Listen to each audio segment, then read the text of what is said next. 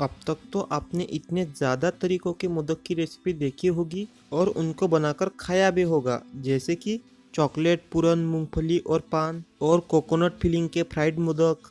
इस तरीके के कितने ज़्यादा देखे होंगे, लेकिन आपने कभी क्रिस्पी वाले कोकोनट फिलिंग के फ्राइड मोदक बनाए हैं? आवाज़ से ही देख लीजिए कितने ज़्यादा क्रिस्पी बने हैं। अब तक इतने ज़्यादा क्रिस्पी पपड़ी वाले मोदक नहीं देखे हैं ना? तो चलिए अब मैं आपको बनाकर दिखाता हूँ। ऐसे ही मज़ेदार रेसिपीज़ के लिए मेरे चैनल को भी सब्सक्राइब कर लो। आटा बनाने के लिए हमने एक बर्तन ले लिया। बाद में 21 मोदक बन जाए उतना ही हमें मैदा लेना है। इतना 21 मोदक के लिए काफ़ी होगा। इसके बाद तुरंत ही हमें डाल लेना है चुटकी भर नमक। थोड़ा सा मैदे को स्प्रेड करके छेद कर लेंगे, क्योंकि 2 से 3 चम्मच के करीब हमें इसमें डालना है घी। घी को डालना यहाँ पर सबसे ज़्यादा इम्पोर्टेंट है। घी के बजाय तेल का इस्तेमाल हम इन मोदक को बनाने के लिए नहीं कर सकते। और घी भी ज़्यादा गर्म नहीं चाहिए, नॉर्मल रूम टेम्परेचर का ही हमें घी चाहिए। अब जल्दी जल्दी अच्छे से आटे को एक बार मिक्स कर लेना है, जैसे मैं कर रहा हूँ वैसे। अब घी के साथ आटा अच्छे से मिक्स हो चुका है, तो एक छोटी कटोरी में थोड़ा सा दूध लेकर उसमें 2 चम्मच के करीब हमें शक्कर यानी कि शुगर डाल लेनी है। और शुगर दूध के अंदर घुल जाए उतना उसे मिक्स कर लेना है। बाद में आटे को इस तरीके से एक साथ मिला लेंगे और जो हमने शुगर वाला दूध बनाया था उसकी मदद से मैदे का एक सॉफ्ट लेकिन कड़क यानी कि टाइट आटा गूंद लेना है। वो कैसे करेंगे? इसका एक टाइट आटा बना लेना है और बाद में उस पर पहलवानी करनी है। और अगर आपका आटा ज़्यादा नरम हो जाता है तो चिंता करने की कोई बात नहीं है, सिंपल तरीके से आप और थोड़ा सा मैदा मिला सकते हैं। तो अब मैं आटा बना लेता हूँ।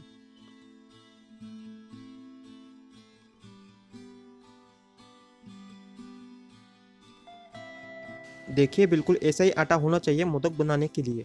अब इसे रखकर साइड में कर लेते हैं और चलते हैं फिलिंग बनाने की ओर। कोकोनट वाली फिलिंग बनाने के लिए हमें एक बड़ी कटोरी ले लेनी है और थोड़ा सा यानी कि 30 से 25 ग्राम के करीब ग्रेट किया हुआ नारियल ले लेना है। बाज़ार में आपको आसानी से ही मिल जाएगा और उसे कटोरी में डाल लेना है।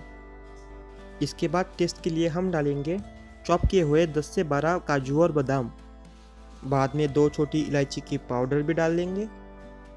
फिर इस मिक्सचर को एक बार मिला लेंगे और जैसे ही मिल जाता है ना, वैसे ही हम ऐड करेंगे इसके अंदर 5 चम्मच ही शुगर वाली पाउडर। आप मिठास के लिए और भी ज़्यादा ऐड कर सकते हैं, तो अब मैं जल्दी जल्दी डाल देता हूँ।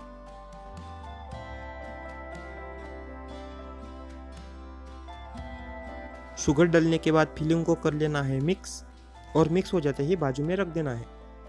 ठीक है, इतना तो हमारा हो गया। अब सबसे ज़्यादा एक मेन चीज़ है, तो चलिए उसकी ओर बढ़ते हैं। अब आपने इस वीडियो के स्टार्टिंग में देखा ना कि कितनी ज़्यादा क्रिस्पी हमारी पपड़ी बनी थी मोदक की। तो वैसी बनने के लिए इस आटे के साथ हमें बहुत कुछ करना पड़ेगा, जैसे कि सबसे पहले आटे को इस तरीके से गोल गोल बेल लेना है। ठीक है, इतना काफ़ी है। फिर हमें 1 चम्मच घी लेना है और इस आटे पर डाल देना है।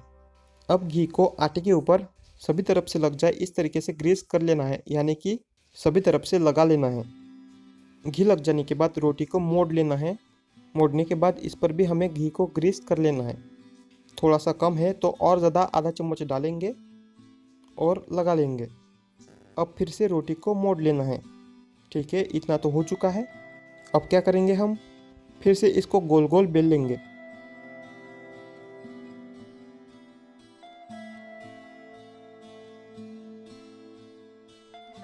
बेल लेने के बाद अभी मैंने जैसा किया वैसे ही कर लेना है और ऐसा हमें इस रोटी के साथ 4 से 5 बार कर लेना है। इससे क्या होता है, जब हम इसे तलेंगे उस टाइम पे बहुत ज़्यादा ये क्रिस्पी बनेंगी। और जब हम खारी बनाते हैं उस टाइम पे ऐसा ही करते हैं, लेकिन उस समय इसे बेक किया जाता है, तला नहीं जाता। ठीक है, अब मैं 4 से 5 बार ऐसा ही कर लेता हूँ। देख लीजिए इसके अंदर कितनी ज़्यादा लेयर्स बनी है। इस तरीके से आटे के ऊपर अब प्रेशर अप्लाई करना है। करने के बाद मोटा मोटा ही इसे बेल देना है। चलिए अब बेल लेते हैं। देखिए हमारे ये जो मोदक होंगे वैसे अब तक आपने देखे भी नहीं होंगे और खाने में भी अलग और टेस्टी लगेंगे। और जो क्रिस्पी वाली पपड़ी है ना इसकी, वह आपको थोड़ी सी मीठी लगेंगी। तो उससे जो मुंह में टेस्ट बनेगा ना, तो आप बोलेंगे कि पहले ऐसे मोदक मैंने क्यों नहीं बनाए और इस वीडियो को पहले मैंने क्यों नहीं देखा। ठीक है, इतना ही इसे बेल लेना है। अब एक नाइफ की मदद से इस रोटी के मोटे मोटे 21 टुकड़े कर लेने हैं। रोटी का जो मैंने अब टुकड़ा ले लिया है उसे इस तरीके से करना है, थोड़ा सा गोल गोल कर लेने के बाद बेल लेना है। ज़्यादा पतली नहीं बेलनी है, लेकिन थोड़ी सी होनी चाहिए, बिल्कुल इतने ही। रोटी नीचे की ओर से अगर चिपक रही है तो मैदा थोड़ा सा डस्ट कर लेना है इस तरीके से, फिर बेलना है, बाद में ये चिपकेगी नहीं। इस मोदक के आटे में हमने घी ज़्यादा इस्तेमाल किया था बाद में, तो उसी की वजह से आटा हमारा नरम नरम बन जाता है, इसलिए मैदे की थोड़ी सी डस्टिंग कर लेना चाहिए। रोटी तो तैयार है, अब बारी है मोदक का शेप देने की। तो वह कैसे देंगे? पहले फिलिंग लेंगे नारियल वाली, जितनी हमें चाहिए उतनी। अब रोटी को थोड़ा सा उठाना है और कोनों को इसके जोड़ लेना है। कैसे? इस तरीके से।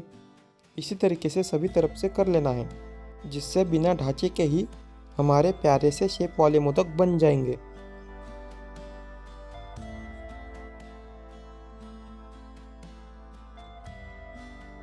इतना हो जाने के बाद इसके कोनों को हमें चिपका लेना है इस तरीके से। ऐसा करने के लिए चाहे आप हाथ में भी ले सकते हैं। बिल्कुल गोल गोल ऐसे ही इसे जोड़ लेना है और देख लीजिए प्यारे से शेप वाला हमारा मोदक बिल्कुल तैयार है। अब मैं इसी तरीके से सभी मोदक बना लेता हूँ। ढंटन है, देख लीजिए सभी हमारे मोदक बन गए। सभी मोदक का देख लीजिए कितना प्यारा सा शेप आया है। अब बारी है तलने की। इन मोदक को कम फ्लेम पर ही गोल्डन ब्राउन रंग आने तक तल लेना है। तो ठीक है, बचे हुए भी मोदक अभी इसी तरीके से तल लेते हैं। बिल्कुल कम समय में हमारे क्रिस्पी वाले और नारियल की फिलिंग वाले फ्राइड मोदक्स बिल्कुल तैयार है। आप सच में यकीन नहीं कर पाओगे कि कितने ज़्यादा ये टेस्टी लगते हैं। और वैसे भी कहीं पे भी आपने इस तरीके के मोदक का वीडियो आपने देखा भी नहीं होगा, इसलिए मैं कह रहा हूँ आपसे, एक बार अपने घर पर इतने ज़्यादा मीठे और tasty tasty crispy crispy modak Ganpati ji के लिए ज़रूर बनाकर देखिए। तो आपने पहली बार इस तरीके के मोदक देखे हैं और आपको इस मोदक की रेसिपी पसंद भी आई है। भाई साहब कलर देख लीजिए मोदक का, अच्छी भी लगी है तो मेरे चैनल को प्लीज़ सब्सक्राइब कर लीजिए।